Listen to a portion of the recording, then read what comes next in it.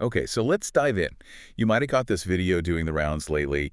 It sparked a pretty huge reaction online. Oh, yeah, the one from Shanghai Disneyland, Right. near the Zootopia ride line, right? Exactly. And you know those lines, they can be, what, 3 hours? Sometimes longer. Easily. So the video shows an older person with their grandchild just walking straight into the middle of this massive queue, just cutting in. Pretty bold move. Yeah. And the reaction from someone already in the line was, well, immediate and intense. Right. This woman just, exploded like a really raw emotional outburst, yelling right at the person who cucked. The message was clear, wasn't it? Go back, go back. Yeah. But here's the really interesting part, at least according to the sources we looked at, the public reaction to her reaction. It wasn't judgment. The comments were like overwhelmingly supportive. People were calling her brave. Saying she was fighting for everyone else stuck in that line, right? Like people felt they couldn't speak up themselves, but they were glad she did. Totally. That shared feeling of, I wish I could do that, but I can't. It really says something. It really does. And that validation for what on the surface looks like a public meltdown, Yeah. it brings up a key question, you know? Exactly. Why do these seemingly normal situations, waiting in line, sometimes escalate so dramatically? And like the sources explore, does being polite, does trying to compromise, does that actually work when you're dealing with someone who's just not playing by the rules? So that's what we're digging into today. This deep dive is all about exploring that tension. We're looking at what these sources call a kind of sad unwritten rule. Right, and how people are maybe finding different ways, sometimes ways that make us uncomfortable to handle things when politeness just fails. So starting with Disneyland, Hmm. what do these incidents tell us about standing up for ourselves when faced with, frankly, unreasonable behavior? Well, the material basically argues that our go-to strategies, being nice, giving way, trying to find common ground, they often just don't land with people who seem to disregard basic decency. Like rules only apply when it suits them. Pretty much. Public order, fairness. It only matters if it benefits them personally. Okay, so if being polite gets you nowhere, what's the alternative the source points to? It uses this term, res. Hard to translate perfectly. Yeah, it's something like going crazy or having that kind of public emotional eruption we saw. And the argument isn't necessarily that this is good, but that sometimes it's the only thing that seems to cut through, to get attention, or maybe even some kind of justice. That's a key point the source makes. It's analyzing why it happens. Think about that movie theater example they mentioned. Oh, right. The parents letting your kid watch cartoons on a phone loudly Yeah. during the movie. Yep. And a college student nearby politely asks them, maybe use headphones. And the parents just turn it down a tiny bit, but keep going, Exactly. But then, after the movie, it gets weirder. The mother confronts the student. demanding an apology to the child for being asked to be quiet. I know, right? It's completely backward. Yeah. But the student, feeling totally wronged, does something unexpected. The source calls it using magic to defeat magic. What did they do? Got down on their knees right there in the lobby and started shouting these over-the-top apologies to the child. Really exaggerated. Wow. So the idea is fight absurdity with absurdity when logic fails. Kind of. It disrupts the unreasonable person's expectations in a way that a polite request couldn't. It throws them off script. Okay, that's one tactic. What about the blogger example, the cosmetic surgery one? Ah, yes. Botched nose job. She tried for 6 months, apparently, to get the clinic to fix it. Polite calls, official complaints, nothing. Zero progress. So what was her breaking point? What did she do?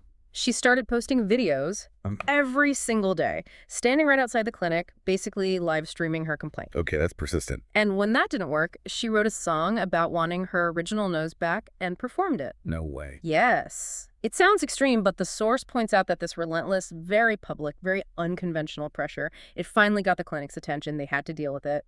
So the takeaway there, according to the source, is that sometimes you have to really amplify the complaint, make it impossible to ignore. Exactly. Quiet requests just weren't cutting it. You have to raise the stakes, increase the visibility. Okay, those are individual stories. The source also mentioned something about a Mix You Bing Cheng store. A drink got taken. Yeah, someone's drink was apparently snatched by a grandmother and her child. And when the customer complained to the staff, The employee, according to the account, denied it happened, blamed the customer for not watching their drink, and then told them to leave when they started crying out of frustration. oh, that's awful. So how did that escalate? Dramatically, the customer just lay down on the floor, started rolling around, yelling, hitting themselves, cursing the store. Yeah. A full public meltdown. Oh, and did that work? Apparently, yes. The manager rushed over, staff suddenly became very attentive, and the whole thing got resolved quickly. Apology from the employee, free drinks, even some store merchandise as compensation. That's quite a contrast. Polite complaint gets dismissed, huge outburst gets results. It really illustrates that, quote, the source uses from W. Somerset Maugham, "If you are a lunatic, the whole world will make way for you." Again, not saying it's the ideal way, but it highlights this uncomfortable idea that sometimes acting way outside the norm is the only way to be heard by those who ignore the norms themselves. Right. The source suggests it's often a last resort when people feel pushed to the absolute limit by unreasonable rule-bending behavior. And this connects to a deeper cultural point the source brings up, right? About how many people, especially maybe in East Asian cultures, as mentioned, are taught to prioritize patience, politeness, keeping the peace. Exactly. You yield, you compromise, you maintain harmony. But the source argues that unreasonable people often see that not as courtesy, but as Weakness and opportunity. precisely an invitation to push boundaries, to manipulate, to bully. So this leads to the idea the source discusses about moving away from the pleasing personality. Yeah, and towards embracing something they call the disagreeable personality, which Yeah. sounds, kind of negative. It does sound provocative. But what's the core idea behind it, as the source presents it? It's really about prioritizing your own feelings and needs. It's about finding the courage to say no to things that are unreasonable instead of constantly sacrificing yourself to keep others happy. So it's not about being mean necessarily. It's about self-preservation, protecting your boundaries. Exactly. Choosing to please yourself first, rather than defaulting to trying to please everyone else, especially those who don't deserve it. So instead of the automatic, yes, okay, sorry, it's more like, I can't do that, or that doesn't work for me, or even just leave me alone. That's the idea. Having what the source calls the courage to be disliked, the argument is this protects your rights, stops resentment building up, and prevents you from being taken advantage of. There was that quote they included. It's quite powerful. Oh, yeah. One lives to be a sharp, kind person, yields when they want to yield, is kind when they want to be kind, is wicked when they want to be wicked. Right. Turning hostile when it's time to turn hostile lets others see your bottom line. That really nails the boundary setting aspect. It does, and the source makes this interesting observation related to that. What's that? That sometimes when you start acting a bit more fiercely, maybe, when you establish those clear lines, the world actually starts treating you a bit more gently. Huh. Like people are less likely to mess with you if they know you won't just roll over. Kind of. They see you're not an easy target, so they might think twice before disrespecting your boundaries or causing trouble. Okay, so this isn't just about individual flare-ups. The source brings in a longer-term example, doesn't it?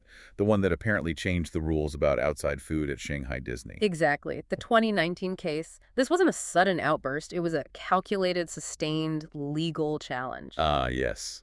The university student tried to bring snacks in, got stopped, bag searched rudely, apparently, forced to throw the food away. And she felt that rule was just fundamentally unfair, but she didn't just complain and leave it. Nope, she did her homework, right? Looked up the rules at Disney parks elsewhere. Yep. Found out parks in the U.S., in France, they did allow outside food. So why the different rule in China and Japan? It highlighted the inconsistency. So she gathered all this info, talked to professors, and actually filed a lawsuit against Disney. All over having to throw away snacks worth, what was it, 46.3 yuan? Yeah, like less than $7. That's the detail that really stands out. And like the woman in the Zootopia line video, she faced backlash, didn't she? Oh, yeah. People mocked her, said she was being petty, suing over such a tiny amount, just trying to get attention. But she stuck with it. She did. And the source emphasizes that her persistence, despite the ridicule, worked. 6 months later, Disney settled. They paid her the 50 yuan, but the big thing was... The big thing was that they changed the policy nationwide. Guests could now bring their own food into Shanghai Disneyland. Wow. So one person's disagreeable persistence, challenging what seemed like a small unfairness, actually created a benefit for potentially millions of visitors after her. It really drives home the source's point, doesn't it? That sometimes if you don't make noise, if you don't take steps that might seem unconventional, whether it's a loud protest, using social media, or even a small lawsuit, unfairness just gets ignored. Right. Things might never change otherwise.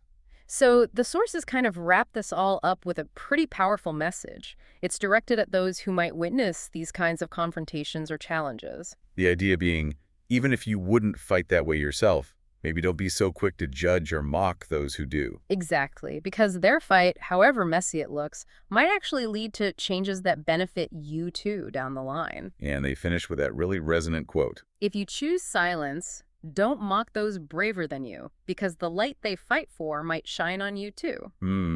That definitely leaves you thinking, doesn't it? It loops right back to that initial Disneyland video. Yeah. And why so many people seem to connect with that woman's raw anger. Yeah. This whole deep dive, looking at everything from those sudden eruptions to a really strategic legal fight, it suggests that, politeness is our default, what we're taught. But it's not a magic key, is it? Especially when you're up against someone who just doesn't care about the rules everyone else follows. Not at all. And so people are finding these other ways, maybe ways that feel disagreeable or uncomfortable, to just draw a line in the sand, to defend their space. Which really brings the question back to all of us listening, I guess. What does that mean for you? How do you handle those moments when just being nice clearly isn't working? Where is your line? And what does it actually take for you to stand up and defend it? What stands out to you from these stories we've discussed today?